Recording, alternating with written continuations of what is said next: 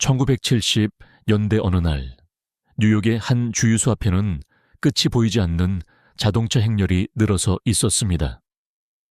기름을 넣기 위해 몇 시간을 기다리는 풍경. 그때 사람들은 단순한 에너지 문제가 아니라 시스템 자체가 흔들리고 있다는 사실을 뒤늦게 깨닫게 됩니다. 그리고 지금 당신은 그 장면의 현대판 시작점에 서 있습니다. 당신이 오늘 아침 들었던 뉴스는 분명 희망적이었을 겁니다. 연준이 금리를 내릴 수 있다는 기대, 시장의 반등 신호, 그리고 길고 길었던 긴축의 터널이 끝나간다는 분위기.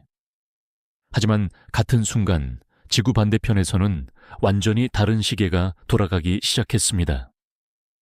이란의 핵심 가스전이 폭발했다는 속보.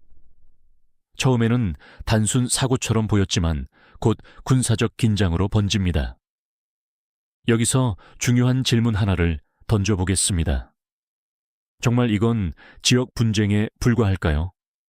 당신이 느끼지 못하는 사이 시장은 이미 답을 내리고 있습니다. 유가는 단 몇 시간 만에 배럴당 $70에서 $90를 돌파했고 일부 기관은 $120 시나리오를 현실적인 범위로 보기 시작했습니다. 숫자 하나 바뀐 것뿐인데 왜 이렇게 분위기가 급변할까요? 에너지 가격은 단순한 상품 가격이 아닙니다. 이것은 경제 전체를 움직이는 기초 인프라 비용입니다. 마치 전기요금이 오르면 모든 가전제품 사용 비용이 동시에 올라가는 것처럼 유가 상승은 모든 산업의 원가를 밀어 올립니다. 운송, 생산, 식료품, 심지어 당신의 점심값까지 연결되어 있습니다. 그리고 바로 여기서 당신이 기대했던 금리 인하 시나리오가 무너집니다. 중앙은행은 물가를 통제하는 기관입니다. 그런데 유가가 급등하면 물가가 다시 상승 압력을 받습니다. 예시 물가가 오르면 금리를 내릴 수 없습니다. 오히려 다시 올려야 할 수도 있습니다. 즉, 시장이 기다리던 돈이 싸지는 시대는 시작되기도 전에 밀려나게 됩니다. 이 상황을 조금 더 냉정하게 보겠습니다. 이란은 세계 천연가스 매장량 2위 국가이며 오펙 내 핵심 공급국입니다. 이 국가의 생산 차질은 단순한 공급 감소가 아니라 글로벌 에너지 네트워크에 구멍이 뚫린 것과 같습니다. 실제로 브렌트유 가격은 하루 만에 8% 이상 급등하며 공포 매수세가 유입되었습니다. 여기서 또 하나 생각해 볼 포인트가 있습니다. 왜 하필 지금일까요? 전 세계는 이제 막 숨을 돌리려던 시점이었습니다. 공급망이 회복되고 금리 인하 기대가 형성되며 자산 시장이 다시 살아나려던 타이밍. 그런데 바로 그 순간 에너지 공급의 핵심이 흔들립니다. 이것이 단순한 우연일 가능성은 얼마나 될까요? 이제 당신은 선택의 기로에 서 있습니다. 이 사건을 잠깐의 뉴스로 소비할 것인지 아니면 시스템 리셋의 신호로 해석할 것인지.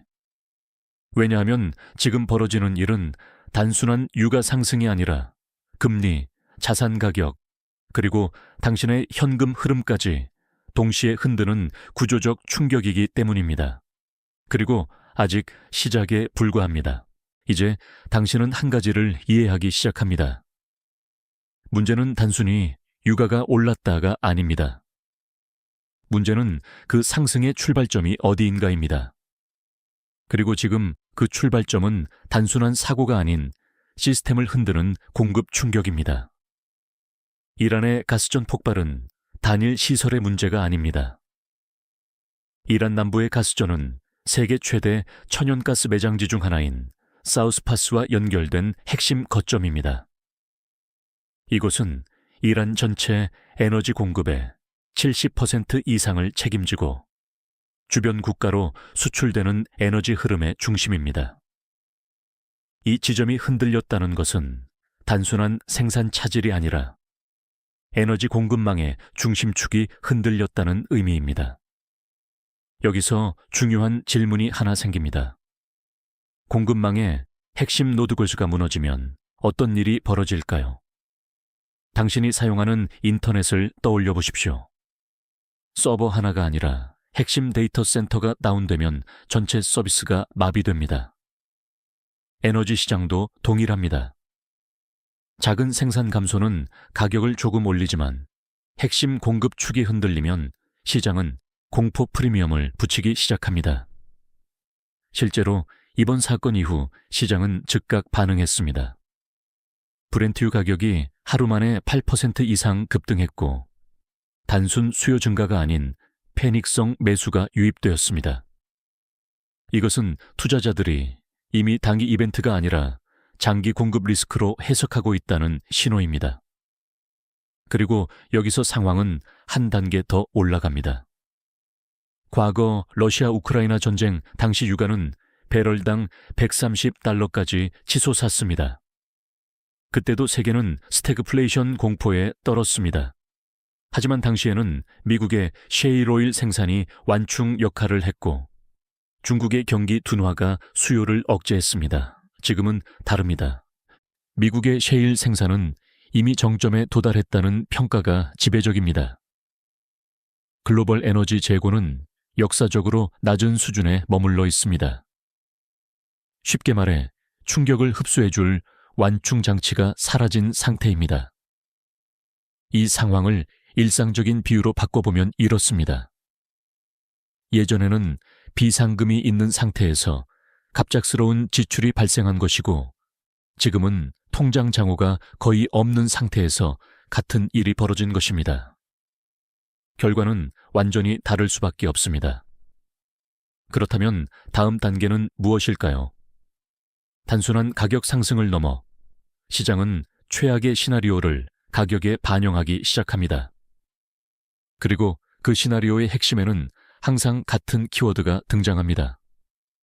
바로 호르무즈 해협입니다. 이 좁은 해협을 통해 전 세계 해상 석유 물동량의 약 20%부터 30%까지가 이동합니다. 만약 이곳이 봉쇄된다면 그것은 단순한 공급 감소가 아니라 물리적인 차단입니다. 즉, 가격 문제가 아니라 공급 자체가 멈추는 단계로 넘어갑니다. 여기서 다시 묻겠습니다. 시장이 지금 가격에 반영하고 있는 것은 현재일까요? 아니면 미래일까요? 지금의 유가 상승은 이미 단순한 뉴스 반응을 넘어섰습니다. 이것은 미래의 충격을 선반영하는 과정입니다. 그리고 그 미래는 생각보다 훨씬 더 공격적일 수 있습니다. 당신이 지금 보고 있는 숫자는 시작점일 뿐입니다. 이제 당신은 시장이 왜 이렇게 예민하게 반응하는지 이해하기 시작합니다. 문제의 중심에는 하나의 좁은 길목이 있습니다. 지도에서 보면 그저 얇은 선처럼 보이지만 실제로는 세계 경제의 목줄과 같은 곳, 바로 호르무즈 해협입니다. 이 해협을 통과하는 원유는 전 세계 해상 물동량의 약 20%부터 30%까지에 달합니다. 하루 기준으로 보면 수천만 배럴이 이 좁은 통로를 지나갑니다. 다시 말해, 이곳은 단순한 물류 경로가 아니라 글로벌 에너지 흐름의 핵심 관문입니다. 여기서 한 가지 상상을 해보겠습니다. 만약 이 길이 막힌다면 어떤 일이 벌어질까요? 많은 사람들이 가격 상승을 떠올립니다. 하지만 진짜 문제는 가격이 아닙니다. 공급 자체가 끊기는 것입니다. 기름이 없으면 공장은 멈추고 물류는 정지하며 항공은 취소됩니다. 경제가 느려지는 것이 아니라 특정 구간에서는 완전히 멈춰버립니다. 이 상황은 마치 심장이 아니라 혈관이 막힌 것과 같습니다. 심장은 여전히 뛰고 있지만 피가 흐르지 않으면 신체는 기능을 잃습니다. 호르무즈 해협은 바로 그런 역할을 합니다. 에너지라는 혈액이 통과하는 가장 중요한 동맥입니다. 그래서 글로벌 투자은행들은 극단적인 시나리오를 제시하기 시작했습니다. 골드만삭스를 포함한 기관들은 만약 해협이 실제로 봉쇄될 경우 유가가 배럴당 150달러를 넘어 200달러까지 상승할 수 있다고 경고합니다. 이 숫자가 의미하는 바를 현실로 바꿔보겠습니다. 현재 리터당 약 1,600원부터 1,800원까지 수준의 휘발유 가격이 3,000원을 넘어설 수 있습니다. 한 달에 30만 원을 쓰던 사람이 60만 원 이상을 지출해야 하는 구조. 이것은 단순한 생활비 증가가 아니라 가처분 소득의 붕괴를 의미합니다. 여기서 중요한 전환이 발생합니다. 개인의 소비가 줄어들기 시작하면 내수 경제 전체가 영향을 받습니다. 외식, 쇼핑, 여행, 모든 지출이 축소됩니다. 기업 매출이 감소하고 고용이 위축되며 결국 경제 전반이 수축합니다. 그리고 이 과정은 생각보다 빠르게 진행됩니다. 육아는 모든 산업의 기초 비용입니다. 플라스틱, 비료, 운송비, 식료품 가격까지 모두 연결되어 있습니다.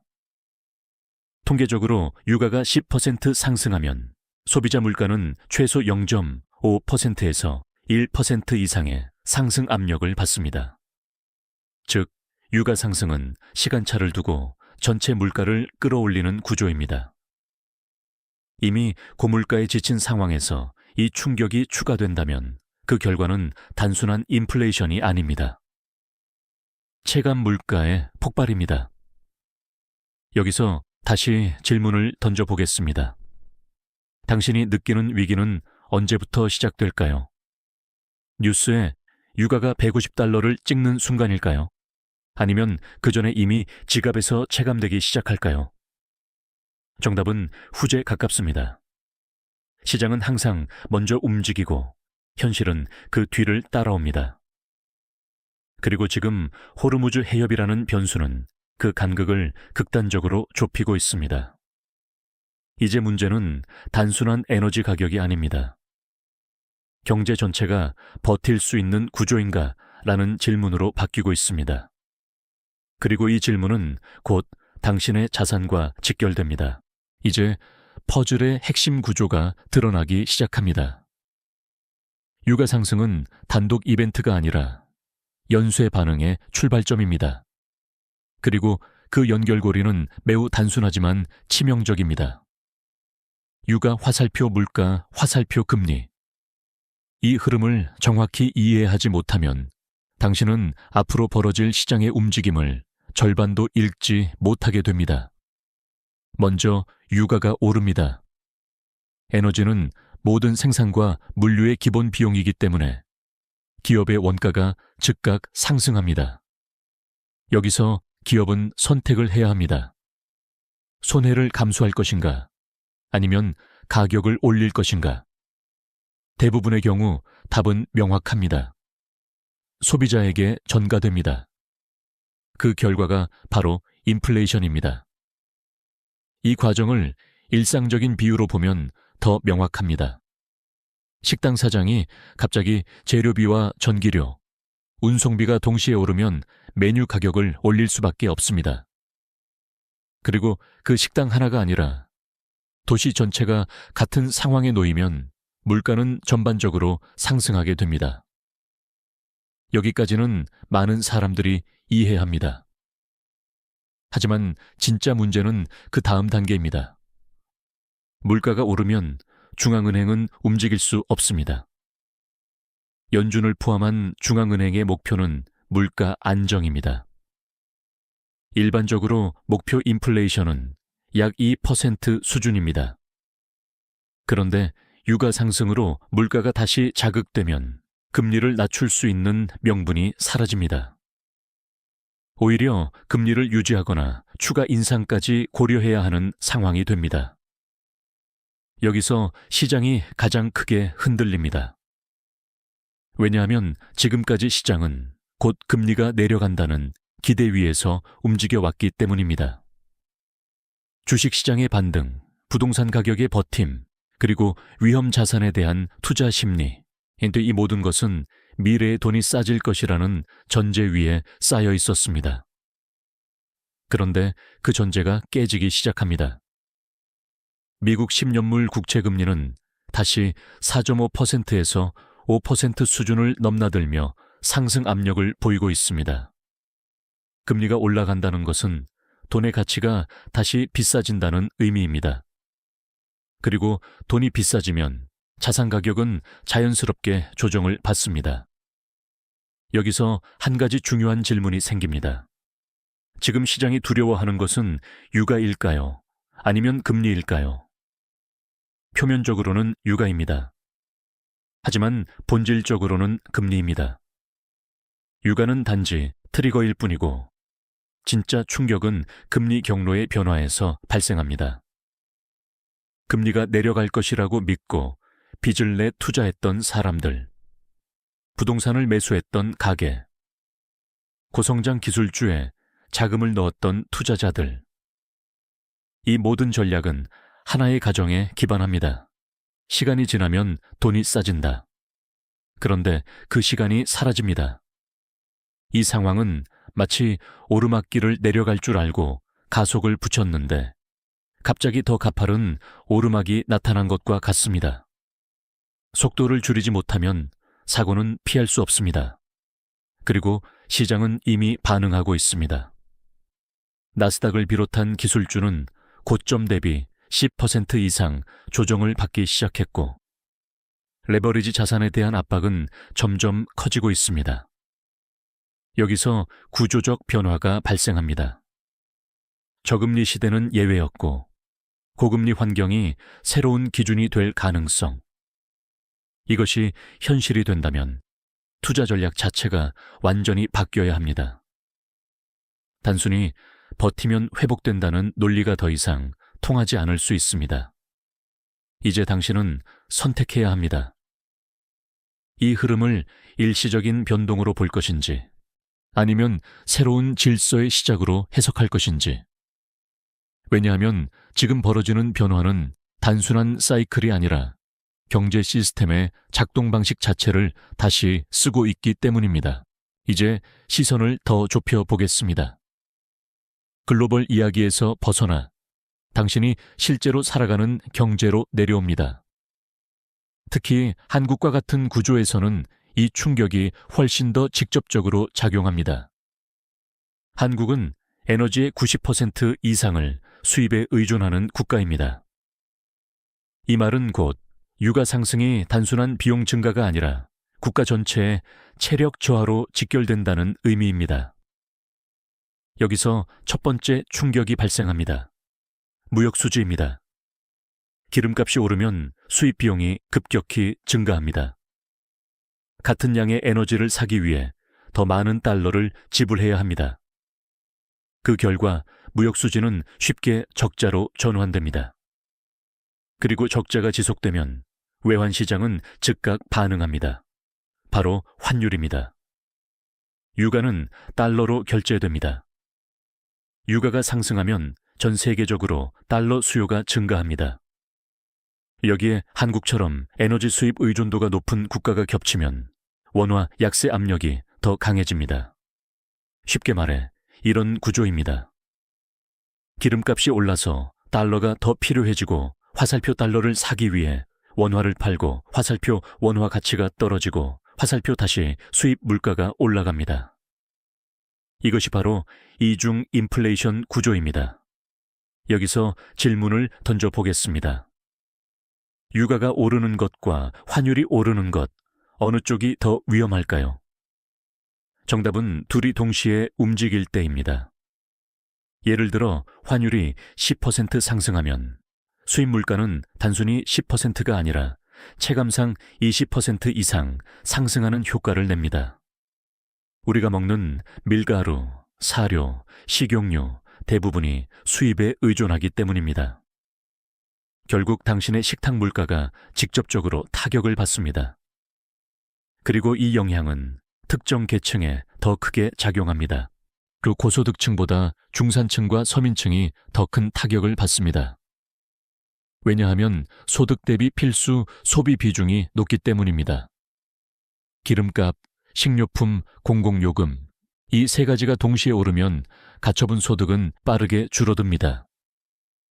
이제 두 번째 충격이 이어집니다. 기업입니다.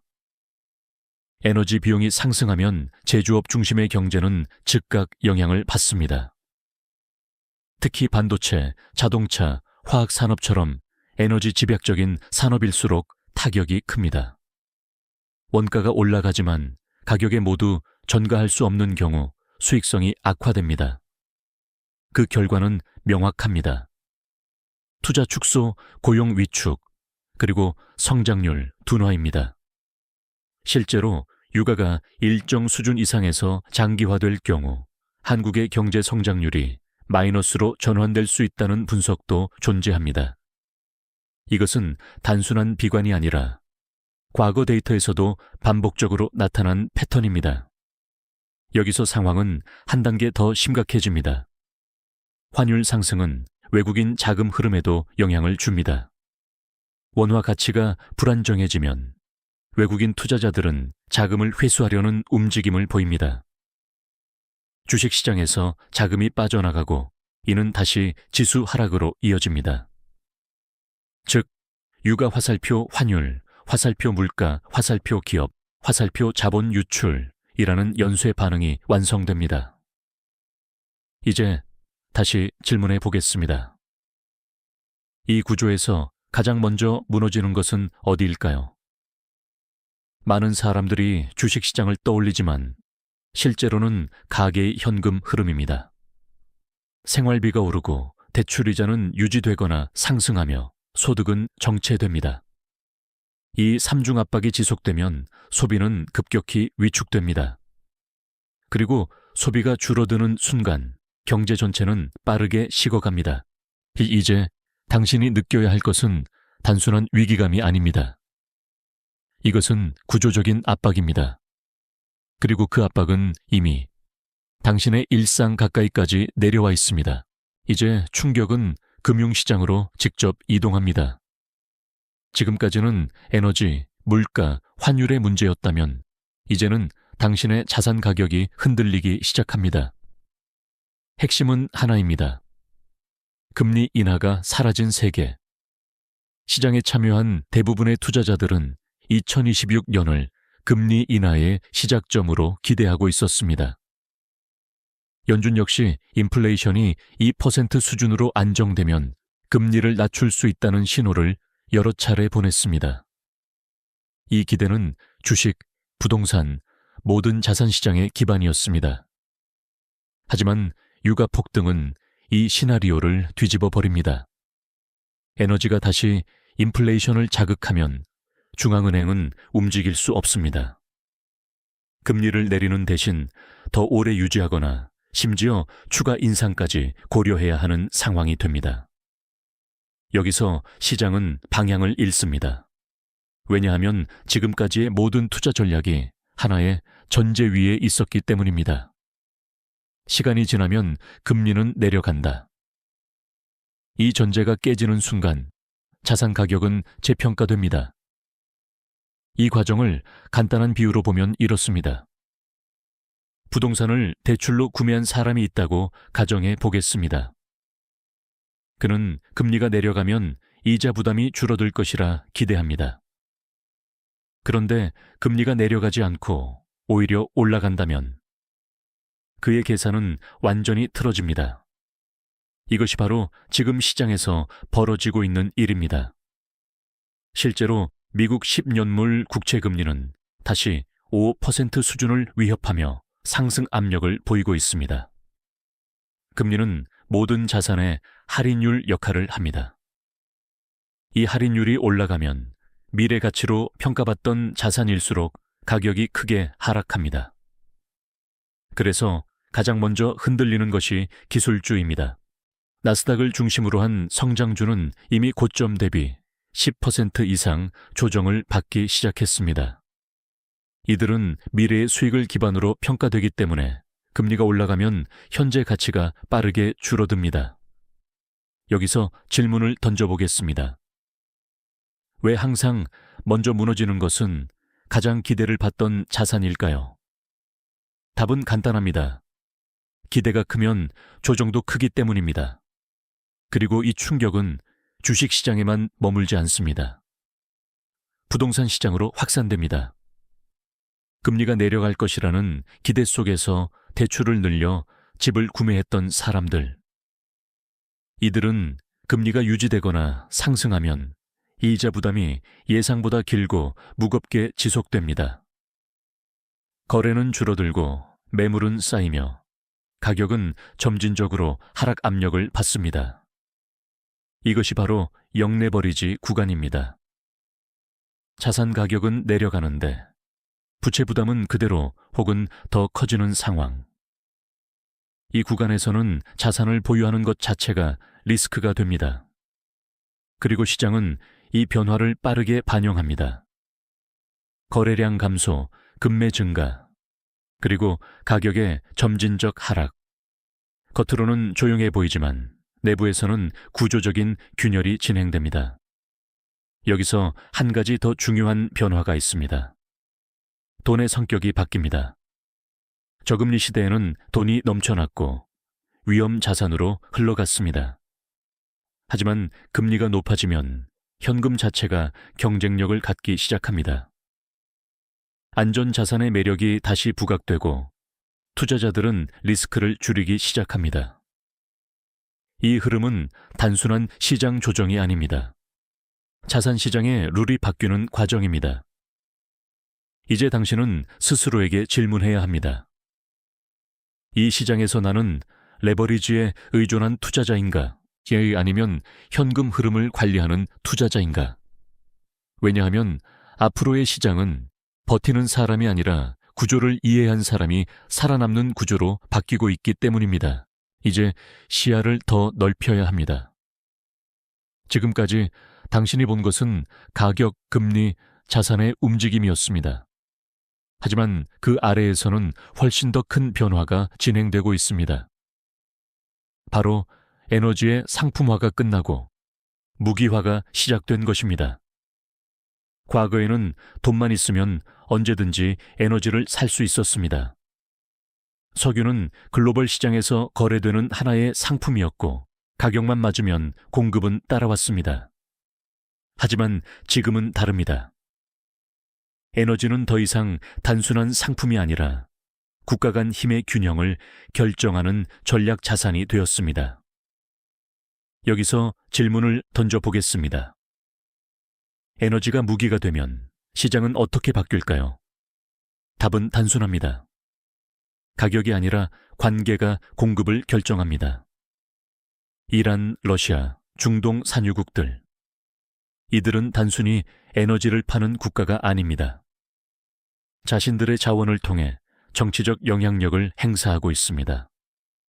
공급을 조절하고 가격을 흔들며 상대 국가의 경제를 압박할 수 있는 힘을 가지고 있습니다. 이 구조는 이미 현실이 되었습니다. 러시아 우크라이나 전쟁 이후 유럽은 에너지 공급 문제로 큰 충격을 받았습니다. 가스 가격이 급등했고 산업 경쟁력이 약화되며 일부 공장이 가동을 중단하기도 했습니다. 단순한 가격 문제가 아니라 에너지 접근 자체가 제한되는 경험이었습니다. 그리고 지금 같은 구조가 더 큰 규모로 확장되고 있습니다. 이란과 이를 둘러싼 세력, 그리고 이를 견제하는 서방 국가들. 이해관계가 복잡하게 얽히면서 에너지 공급은 점점 더 정치화되고 있습니다. 이것은 단기적인 분쟁이 아니라 장기적인 패권 경쟁의 시작입니다. 이 상황에서 글로벌 공급망도 변화합니다. 과거에는 가장 싼 곳에서 생산하고 가장 효율적으로 운송하는 것이 핵심이었습니다. 하지만 이제는 다릅니다. 비용보다 안정성이 더 중요해졌습니다. 에너지를 안정적으로 확보할 수 있는 국가와 그렇지 못한 국가 사이의 격차가 점점 벌어집니다. 이것이 의미하는 바는 무엇일까요? 산업 경쟁력 자체가 재편된다는 것입니다. 예를 들어 미국은 셰일 혁명을 통해 에너지 자립에 가까워졌습니다. 반면 유럽과 동아시아는 여전히 외부 공급에 의존합니다. 같은 제조업을 하더라도 에너지 비용과 안정성에서 이미 출발선이 다릅니다. 이 차이는 시간이 갈수록 확대됩니다. 여기서 또 하나의 변화가 발생합니다. 시장은 이미 승자와 패자를 나누기 시작합니다. 에너지, 원자재 관련 기업들은 상승 흐름을 타고 있습니다. 반면 항공, 운송, 제조업 일부는 비용 부담으로 압박을 받고 있습니다. 같은 시장 안에서도 전혀 다른 방향으로 움직이는 것입니다. 이 상황에서 개인 투자자들은 흔들립니다.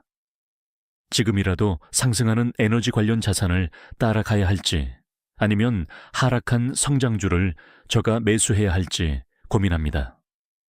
하지만 여기서 가장 중요한 원칙이 있습니다. 흐름을 쫓는 투자와 구조를 이해하는 투자는 전혀 다르다. 이미 가격이 오른 자산을 뒤늦게 따라가는 것은 대부분 마지막 구간에서 리스크를 떠안는 행동이 됩니다. 반대로 구조 변화를 이해하고 그 다음 단계의 변화를 준비하는 것이 중요합니다. 그렇다면 다음 단계는 무엇일까요? 고유가 시대가 지속된다면 시장은 자연스럽게 에너지 효율과 대체 에너지로 이동합니다. 비용을 줄이기 위한 기술, 새로운 에너지 소트, 그리고 이를 지원하는 인프라가 성장하게 됩니다. 여기서 다시 질문해 보겠습니다. 지금의 유가 상승은 끝일까요? 아니면 시작일까요? 만약 이것이 시작이라면 당신이 봐야 할 것은 현재의 가격이 아니라 앞으로 바뀔 산업 구조입니다. 그리고 그 구조 속에서 누가 에너지를 통제하고 누가 그 비용을 지불하게 될지에 따라 미래의 부가 결정됩니다.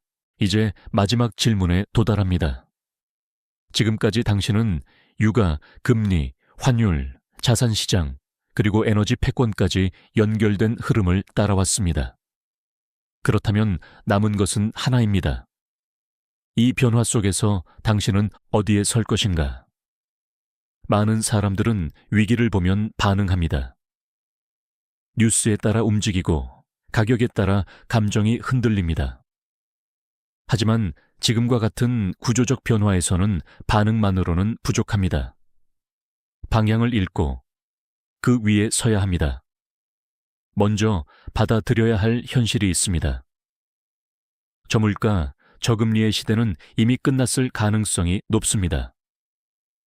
앞으로는 고물가와 중금리가 기본이 되는 환경. 이것은 일시적인 변동이 아니라 새로운 기준이 될 수 있습니다. 이 변화는 생각보다 단순한 원리로 설명됩니다. 에너지 비용이 올라가면 모든 생산 비용이 올라가고 그 비용은 결국 소비자에게 전가됩니다.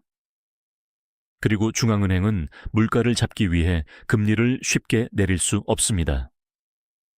이 구조가 반복되면 높은 물가와 금리가 동시에 유지되는 상태가 지속됩니다. 이제 당신의 전략도 바뀌어야 합니다. 과거에는 자산 가격 상승에 베팅하는 것이 효과적이었습니다. 하지만 앞으로는 현금 흐름과 생존력이 더 중요해질 수 있습니다. 매달 안정적으로 들어오는 수익, 그리고 예상치 못한 충격을 견딜 수 있는 구조. 여기서 한 가지 질문을 던져보겠습니다. 당신의 자산은 상승을 위한 구조인가? 아니면 생존을 위한 구조인가? 이 질문은 단순하지만 앞으로의 결과를 결정짓는 기준이 됩니다. 첫째, 인플레이션에 대한 대비가 필요합니다. 현금만 보유하는 것은 안전해 보이지만 장기적으로는 구매력이 감소할 수 있습니다. 실물 자산, 에너지, 이 원자재와 같이 인플레이션을 방어할 수 있는 영역을 고민해야 합니다. 둘째, 환율을 고려해야 합니다. 유가 상승은 달러 강세로 이어질 가능성이 높습니다. 자산을 한 통화에만 묶어두는 것은 리스크가 될 수 있습니다. 통화 분산은 더 이상 선택이 아니라 필수에 가까워지고 있습니다. 셋째, 부채를 관리해야 합니다. 금리가 빠르게 내려가지 않는 환경에서는 과도한 레버리지가 가장 큰 위험 요소가 됩니다. 감당할 수 없는 부채는 줄이고 가능하다면 금리 구조를 안정적으로 바꾸는 것이 필요합니다. 이 모든 전략은 단순해 보이지만 실행은 쉽지 않습니다. 왜냐하면 시장이 불안정할수록 사람들은 더 감정적으로 움직이기 때문입니다. 공포는 전염되고 군중은 항상 늦게 움직입니다. 하지만 기회는 언제나 그 반대편에 있습니다. 역사를 보면 오일 쇼크 시기에도 같은 일이 반복되었습니다. 많은 사람들이 자산을 잃었지만 동시에 일부는 그 위기 속에서 새로운 부를 만들었습니다. 차이는 단 하나였습니다. 흐름을 이해했는가 아니면 휩쓸렸는가. 이제 속도를 조금 늦춰보겠습니다. 당신이 서 있는 이 시대는 단순한 경기 사이클이 아닙니다. 글로벌 공급망, 에너지 구조, 금융 시스템까지 동시에 재편되는 전환기입니다.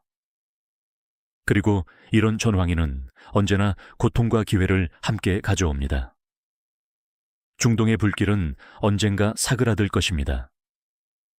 하지만 그 불길이 바꿔놓은 질서는 쉽게 돌아오지 않습니다. 값싼 에너지, 넘치는 유동성, 빠른 자산 상승. 그 시대는 점점 멀어지고 있습니다. 그 대신 더 비싸고, 더 복잡하며 더 전략적인 시대가 열리고 있습니다. 이제 당신에게 남은 질문은 이것입니다. 이 변화 속에서 당신은 어디에 서 있습니까? 흐름을 외면하고 과거를 기다리는 쪽입니까? 아니면 변화를 읽고 새로운 구조 위에 올라타는 쪽입니까? 시간은 계속 흐르고 있습니다. 그리고 시장은 기다려주지 않습니다. The once who recognize the current before it becomes a wave are the ones who shape the future.